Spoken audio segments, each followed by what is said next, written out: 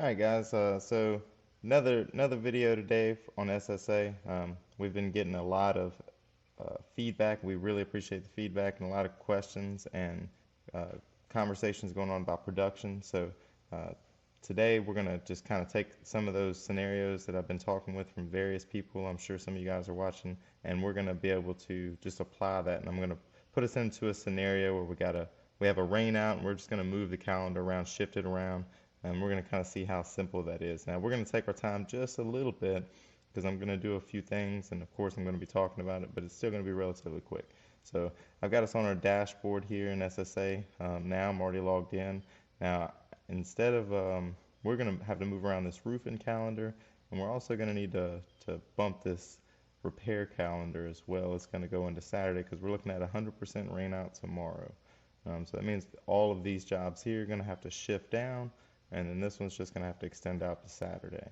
So we're also going to take a look at how to add an event on the calendar so that when we look back on these projects, you know, 6 months, a year from now, maybe there's a warranty and maybe something comes up, we're going to be able to look back at that calendar and see what event took place that caused that job to go on. And these events could be various things, rainouts, they could be uh, material shortage, order shortage, you know, it could be um, very heat exhaustion. There could be so many things that could kind of push that job back. And roofing, it just seems like everything wants to push the job back. But we'll be able to tag those events on the calendar. So we're going to take a look at that as well. So rather than jumping into the roofing calendar, the repair calendar, I'm going to go over here and jump into our all jobs calendar.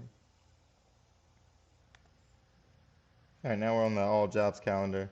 We can kind of see what we have going on, and we for sure need to extend out this roofing job that we have going on here. It's going to go into Friday. It looks like we were going to finish up on that Thursday morning and then move over to Tommy B and then get him wrapped up by Friday afternoon before we get into next week's work.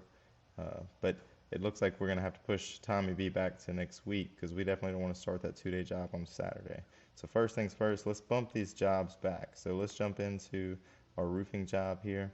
So when we click on any one of these jobs, it's going to pull up some job trade details. So it's going to tell us, of course, what job, but we can have multiple trades under that job.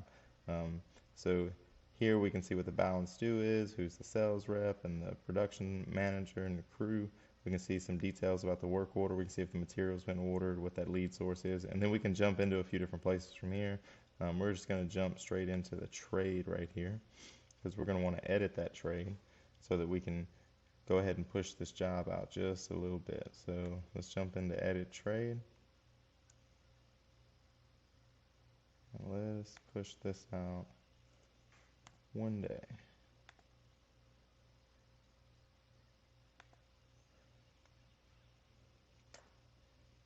Now let's jump back into our all jobs calendar.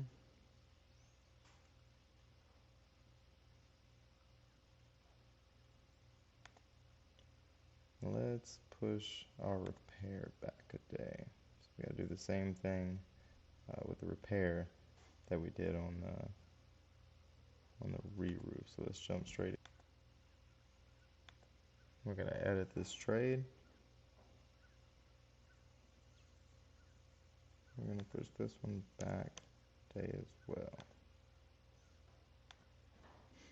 So let's jump back into our all jobs calendar.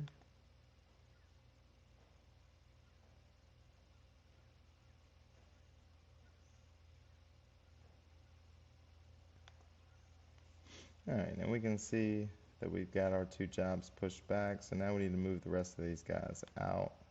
So let's just push him back. Let's get Tommy B on for Monday. Let's push this Q out. Let's get Big John here. So we're probably not going to start this job on a Saturday.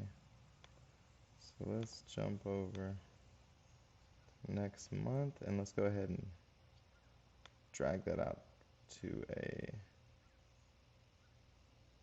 Monday start. Alright, so now our calendar is going to show accurate. We easily just bump those jobs back. If we need to go into Saturday with our roofing crew, we won't have to worry about shifting the schedule again. So we got a little bit of grace period there. And of course, we got Sunday with the repair guys, but those things tend to move a little quicker.